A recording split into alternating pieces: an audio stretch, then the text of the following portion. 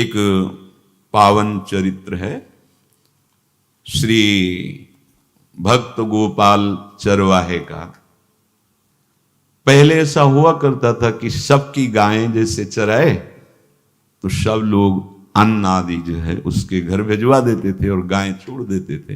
वो ग्वाला ही कहा जाता था। सैकड़ों लोगों की गाय चराता था और उसके घर में अन्न आदि जो आवश्यक सामग्री है भिजवा दी जाती थी।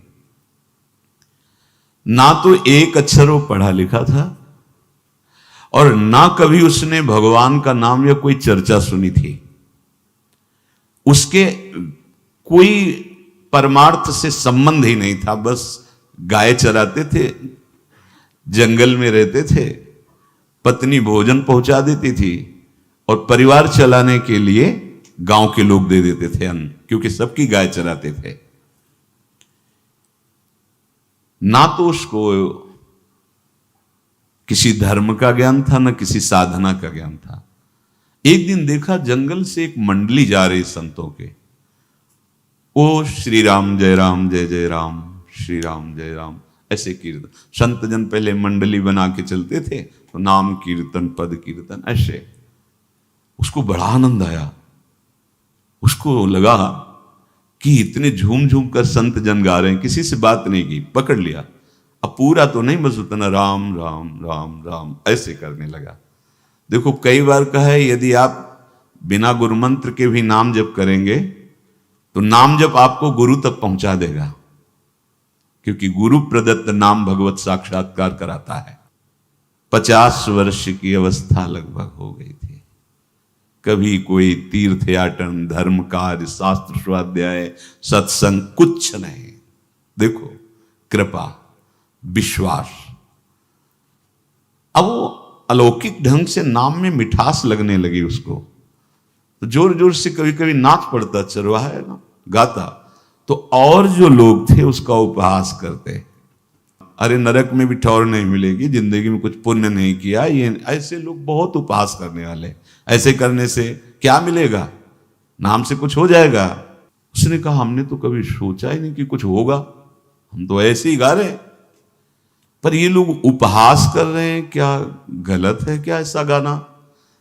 जब तक दृढ़ ज्ञान नहीं होता तब तक माया फिसला सकती है।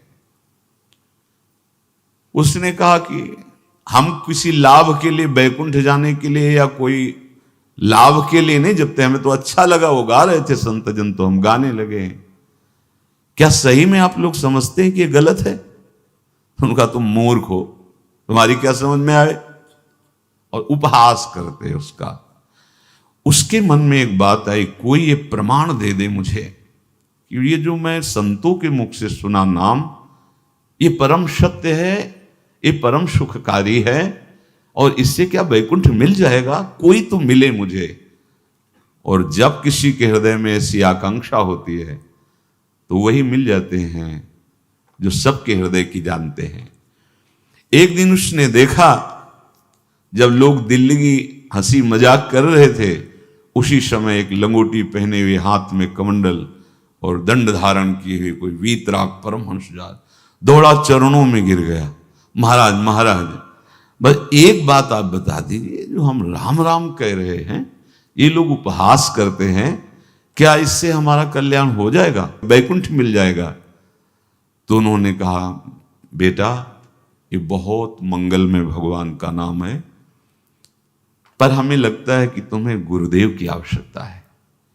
यदि तुम गुरु कृपा पात्र बन जाओ तो इन उपहास करने वालों की बातें तुम्हारे मन में नहीं लगेंगी और निश्चित तुम्हें भगवत साक्षात्कार हो जाएगा। तो पैर पकड़ लिया और कहा महाराज आप ही गुरु बन जाओ ना हमारे, आप ही हमें मंत्र दे दो। तो उन्होंने कहा हम तो तीर्थ यात्रा में हैं, ऐसा हम नहीं कर सकते, पर यदि तुम भगवान से प्रार्थना करोगे तो तुम्हारे कल्याण के लिए सदगुरु प्राप्त हो जाएगा। इसलिए जैसे कोई पूछते किसको सदगुरु बनाऊं, तुम कहते किसी को नहीं, पहले भगवान को मानो, श्री हरि को, जगत गुरु श्री कृष्ण को, फिर उनसे प्रार्थना करो कि यदि आप आवश्यक समझते हो कि सदगुरु के रूप में आप आकर के हमारा कल्याण करेंगे तो मुझे पहुंचा दो, या आप स्वयं आ जाओ। मैं नहीं खोज कर पाऊंगा, मेरी वो दृष्टि नहीं है कि मैं किसी महापुरुष को पहचान सकूं। मैं तुमसे सत्य कहता हूं, सदगुरु की जो शरण में हो गया तो उसके जीवन नौका की डांट सदगुरु अपने हाथ में ले लेते हैं। फिर उसको कोई भय, कोई उपहास, कोई लज्जा नहीं सताती। वो सुख पूर्वक इस दुखद अपार संसार समुद्र से पार हो जाता है।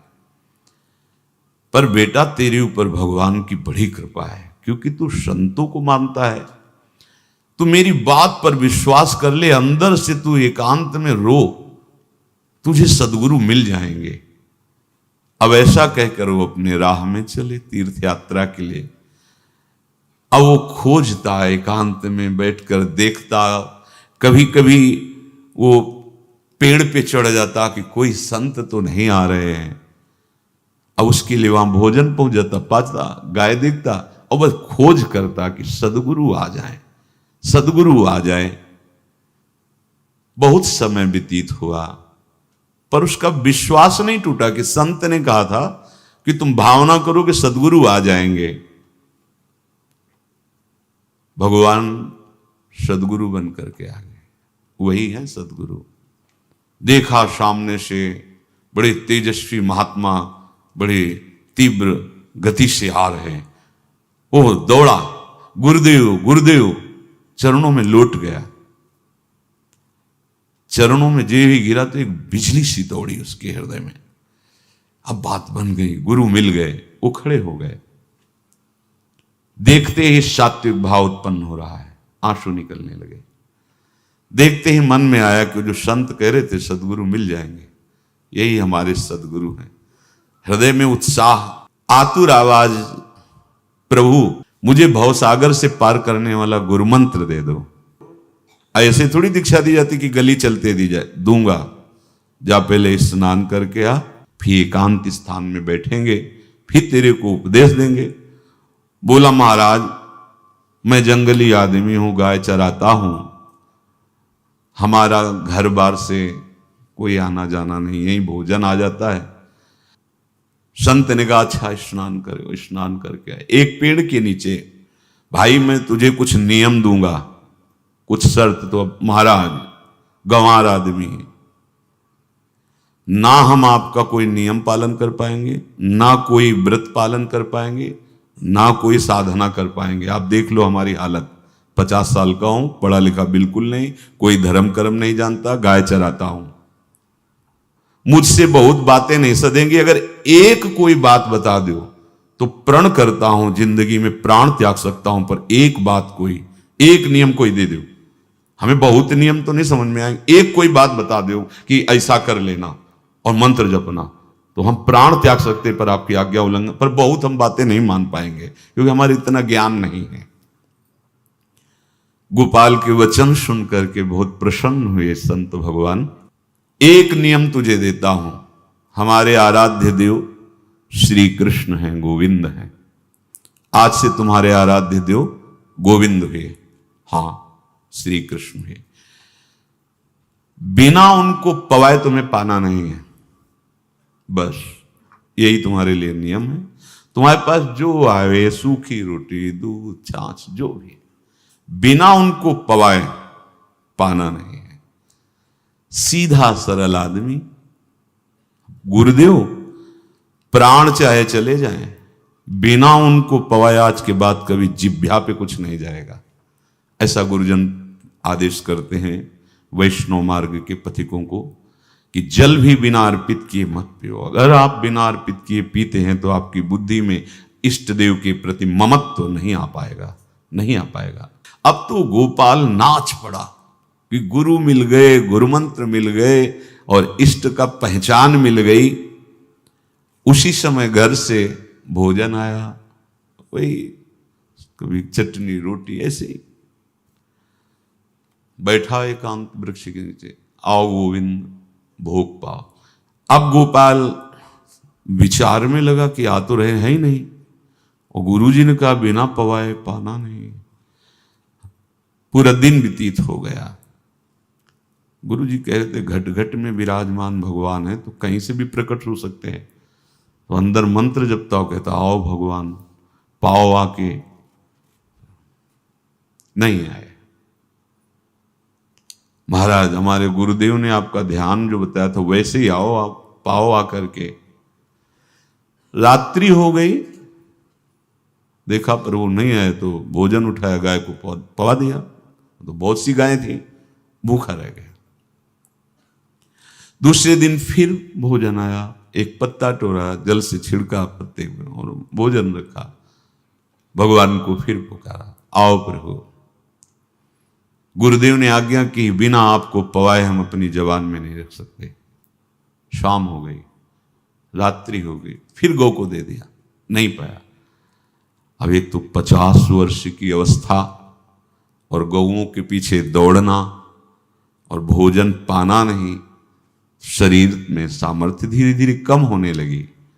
तीसरा दिन, चौथा दिन, पांचवा दिन, छठा दिन, सातवां दिन, दीनानाथ प्राण चाहे निकल जाए, हम गुरु की आज्ञा नहीं तोड़ सकते।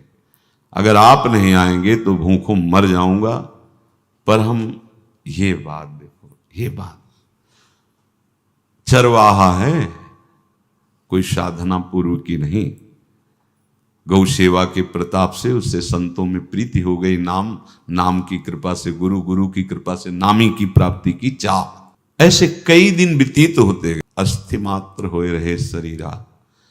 पूछते कि क्या बात है, भोजन तो हम रोज लाते हैं, आप रोज लेते हैं, क्या पाते नहीं? आपका विषय नहीं। शिक्षा मिलती है यहां, अपने गुरु उपदिष्ट साधन को किसी से बताना नहीं चाहिए। गुरु उपदिष्ट साधन जब तक सिद्धावस्था ना पहुंच जाए तब तक गुप्त रखा जाता है। जो जैसे आप सत्संग सुन रहे हो, इसमें कोई वचन आपको लगा, पकड़ लिया, अब वो जीवन में तभी बोलना है जब उसका प्रभाव हमारे जीवन में आ जाए। नहीं ऐसे नहीं बोलना, नहीं तो निकल जाएगा। और अगर रोक लिया तो मंथन करेगा अंदर और आपको उसमें स्थित कर देगा।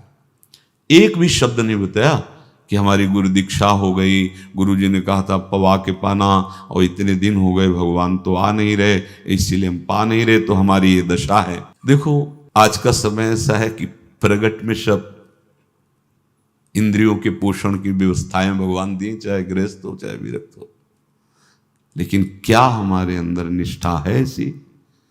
सबरी जी जब उनके गुरुदेव पधारने लगे तो चरणों में रो के गिरे कि प्रभु, इस पूरे विश्व में मुझ अधम को सिर्फ आप ही प्यार करने वाले, आप ही ने दुलार करके मुझे रखा, नहीं सब जगह ठोकर मिलती, कोई भी संत महात्मा हमारी तरफ देखना नहीं चाहते, और प्रभु आप जा रहे हो, आप कैसे जीवन?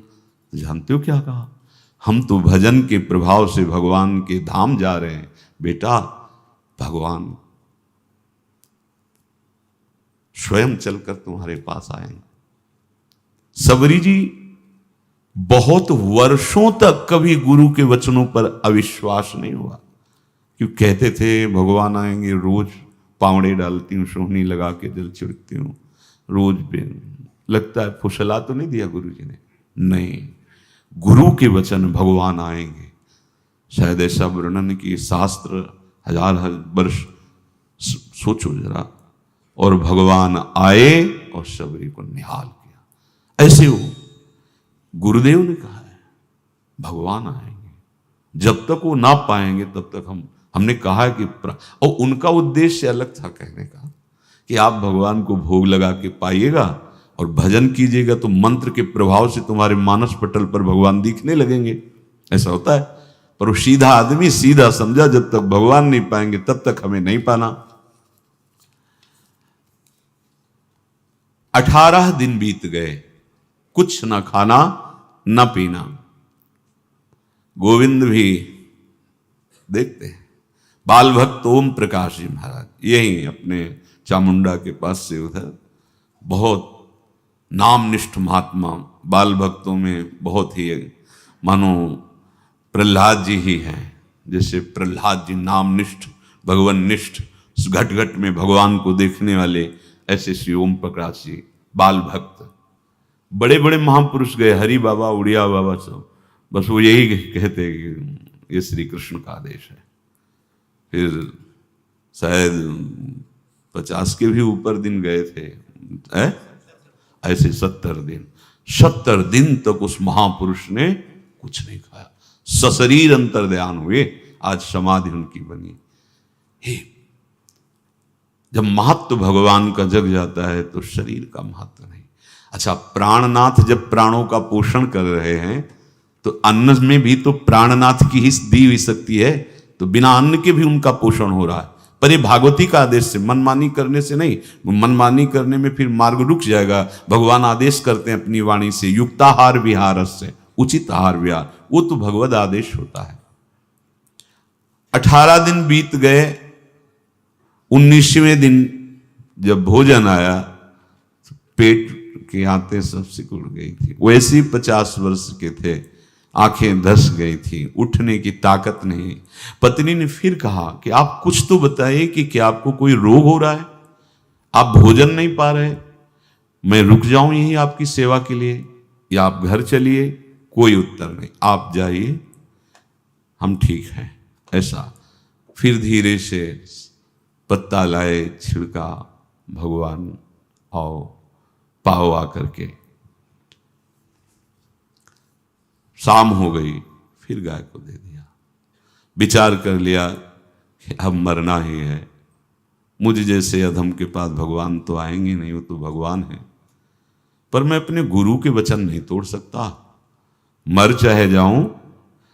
27 दिन व्यतीत हो गए, एक कवल भी अन्न नहीं पाया।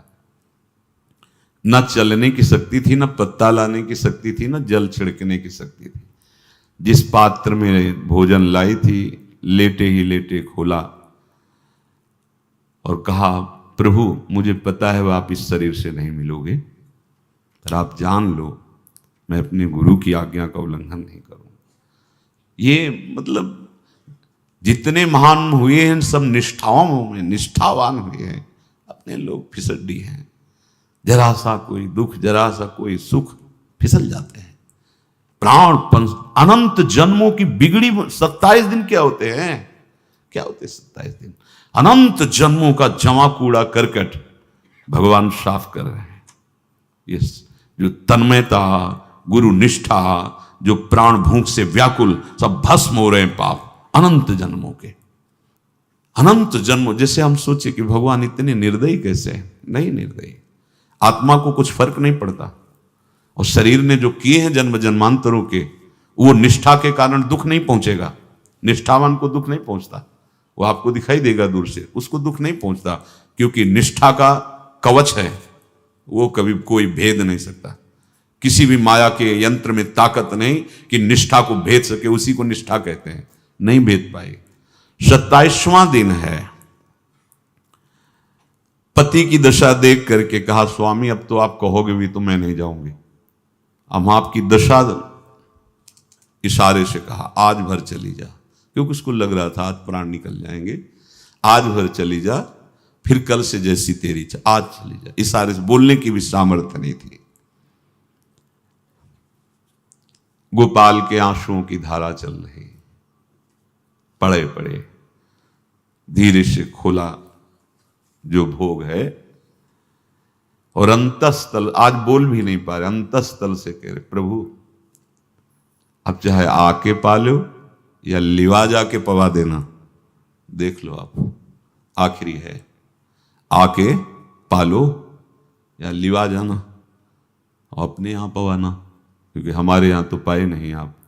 बड़े प्रेम से अंदर से आवाज आई, गोपाल।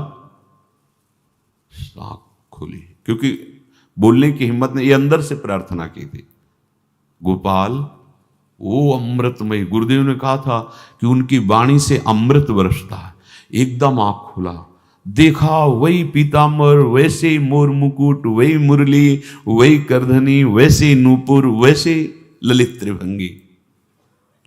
गुरुदेव ने जैसा वर्णन किया था वैसा ही सुंदर रूप गोपाल के सामने। प्रभु मुखमंडल की मनोहरता देखकर निहाल हो गए। ए निहाल कर देंगे, थोड़ी पीड़ा सहना सीखो। सहत सहत बाढ़े भगति, ग्रह तन गुरु हितगार, ग्रह तन गुरु हितगार, हार अपनी करिमा। सेवक जी कह रहे हैं, देखो गृह तन गुरु हित गार हार अपनी कर, तन मन प्राण गुरु वचनों पर न्यौछावर, जो भी सहना पड़े सहूंगा। मिल गए प्रभु, प्रभु दूर नहीं है।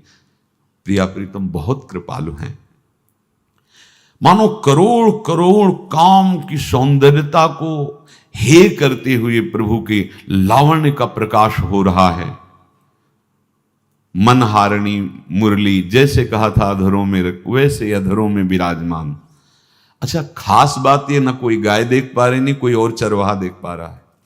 ये भगवान, जैसे इस सभा में किसी से बात करें भगवान, किसी से मिले तो पास बैठा व्यक्ति भी नहीं देख पाएगा, ना जान पाएगा, क्योंकि प्राकृतिक इंद्रियां, प्राकृतिक शरीर, और वो चिदानंद में, वो तो जिसको दर्शन देंगे तो पहले दृष्टि प्रदान करते हैं। भगवान जिससे मिलते हैं पहले दृष्टि प्रदान करते हैं, तो गुरु रूप से दृष्टि प्रदान। ये जो अंतर में पुकारा ना, वो अंतर दृष्टि खुल गई, सामने देखा। इतना सुंदर विश्व मोहिनी भगवान श्री हरि का ललित त्रिभंगी रूप कि गोपाल की आंखें नहीं टिकी। इतना सुंदर रूप, आंखें भगवान के तेज के आगे बंद हो गई। जो भी बंद हुई तो देखा मानस पटल पर वैसे ही ललित त्रिभंगी। फिर खोला, देखा सामने भगवान मुस्कुराए, सामर्थ्य प्रदान की। देखो अर्जुन के साथ ही तो खेलते हैं भगवान सखा भाव से, रथाक रहे हैं, लेकिन भगवान का विराट स्वरूप देखने की सामर्थ्य अर्जुन में थी क्या? दिव्य दृष्टि प्रदान की। फिर भी कांप रहे थे अर्जुन जी भगवान की दिव्य दृष्टि संपन्न नेत्रों से उस विराट महिमा को देखकर कांप रहे थे अर्जुन। ये तो माधुर्य रूप प्रभु का है। उसने मानो इशारा किया प्रभु को कि हमारी सामर्थ्य में मैं सकिल कर आ जाऊं, नजदीक आप आ जाओ। आ गए, अपना माथा प्रभु के चरणों में रखा, आंसुओं से भगवान के चरणों का प्रक्षालन कर रहा है। देखो गांव का गाय चराने वाला ग्वारा, जिसको कोई धर्म कर्म का ज्ञान नहीं, कोई भक्ति का ज्ञान नहीं, कोई शास्त्र का ज्ञान नहीं, भगवान ने फिर उसको उठाया और अपने हृदय से, ज्यों हृदय से लगाया, हष्ट पुष्ट स्वस्थ सब, अंतर बाहर पूर्ण, कोई पीड़ा नहीं, कोई दुख नहीं, बिल्कुल तेजस्वी स्वरूप। भगवान की स्पर्श की महान सामर्थ्य है। बाली ने बहुत मारा ना सुग्रीव को, तो कर प्रसाद सुग्रीव शरीरा, जे इस पर सारी पीड़ा गई। भगवान अमृत सावी है, भगवान दिव्य चिदानंद भाव देने वाले हैं। अब तो सुरमुनि वांछित प्रभु की छाती से लपटा हुआ है। ये ऐसा ना सोचो कि कहानियां हैं, ऐसा नहीं। ये सत्य विषय आप भी प्राप्त कर सकते हैं, इसी के लिए रोज सत्संग होता है। जब वो भगवान से लिपट कर छाती में अश्रु की बूंदे, तो भगवान ये था माम प्रपद्यन्ते, भगवान की अश्रु बूंदों से गोपाल का अभिषेक हो रहा है। मानो सुदामा मिलन हो रहा है जैसे। भगवान को दैन्य बहुत प्रिय है। तभी भाई जी महाराज कहते हैं पद में कि बुद्धिहीन बना दो हे भगवान, हमें बुद्धिहीन बना दो। ये जो बहुत बुद्धि चलती है ना, इसके लिए दौड़ भाग है। नहीं, सीधे प्रभु हमारे हैं, हम प्रभु के हैं। नाम जप आश्रय भगवत प्राप्ति निश्चित। भगवान बोले, प्यारे गोपाल अब तो रो मत, देख मैं तेरे प्रेम में पगी हुई ये जो सूखी रोटियां हैं अभी पाता हूं।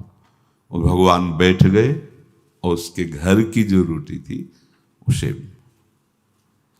देखो मुझे त्रिभुवन का कोई भी भोग प्रसन्न नहीं कर सकता गोपाल, मुझे त्रिभुवन का कोई भोग प्रसन्न नहीं कर सकता। इस बात को समझो। जिनको ये भ्रम हो कि हम अधर्म से कमा के 56 भोग लगा के प्रभु को प्रसन्न कर लेंगे, तो ये बात सुनो।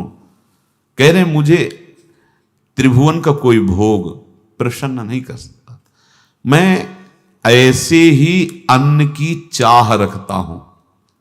भगवान के वचन, जैसे दुर्योधन का महल का सब वैभव त्याग के, स्वागत ठुकरा के और विदुरानी जी के हाथ का छिलका पाया। मैं ऐसे ही अन्न की चाह रखता हूं, भगवान कहते हैं, बलिहारी है।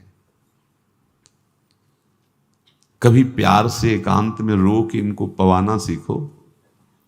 भले आप इतनी कटोरी में सब्जी, 2 रोटी, और अगर दैन्य भाव से कि नाथ कहाँ आप और कहाँ, कैसे आपको पवाएगा, जो छवि है ना,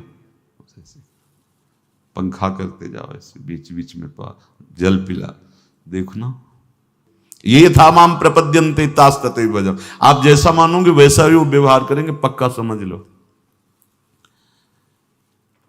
गोपाल जो सच्चे हृदय से मुझे पुकारता है, मैं अवश्य उसको मिलता हूं। जो प्रेम पूर्वक मुझे पवाता है, मैं अवश्य उसका पाता हूं।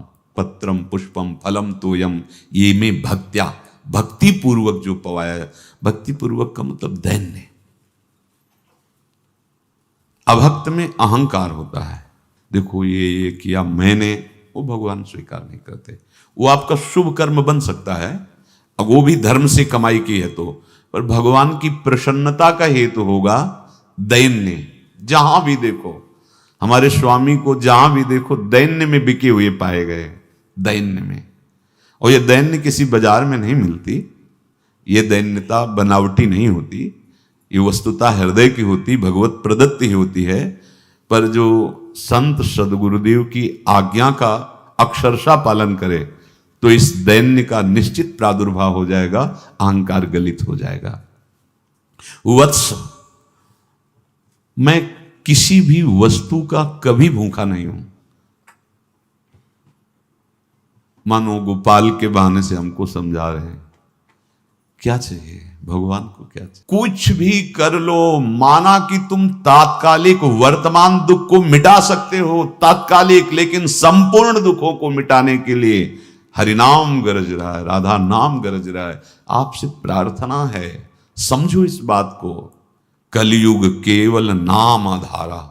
देखो, सुन के राम राम शुरू किया, मिल गए सिद्ध सदगुरुदेव, दे दिया मंत्र, बता दी निष्ठा, और मिल गए भगवान।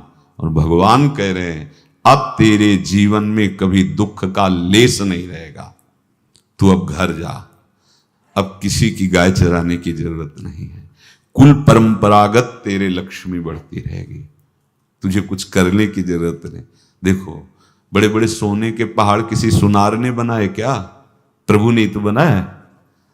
भगवान हंसते हंसते समझ ही नहीं पाए और अंतर्धान हो गए। अभी गोपाल कुछ अपने मन भर के देख नहीं पाया था, कह नहीं पाया था, भगवान अंतर्धान हो गए। अब तो चिल्ला चिल्ला के रोने लगा और विवश होके आंख मूंदी तो देखा उसके मानस पटल पर छाए। अब तो राजी हो गया कि ये मेरे प्रभु ऐसी जगह विराजमान हो गए, कोई देख नहीं पाएगा, हम रोज बात करेंगे, रोज दर्शन करेंगे। नारायण या गौर श्याम को हृदय निकुंज बसइए।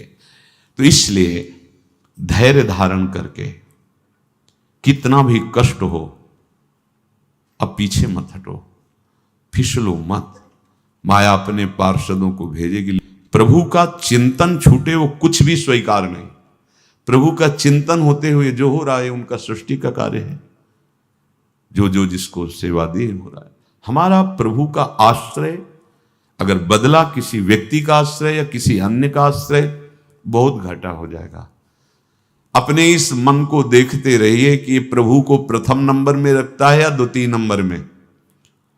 हमें तो लगता है हो सकता है चौथे पांचवें नंबर पे रखता हो।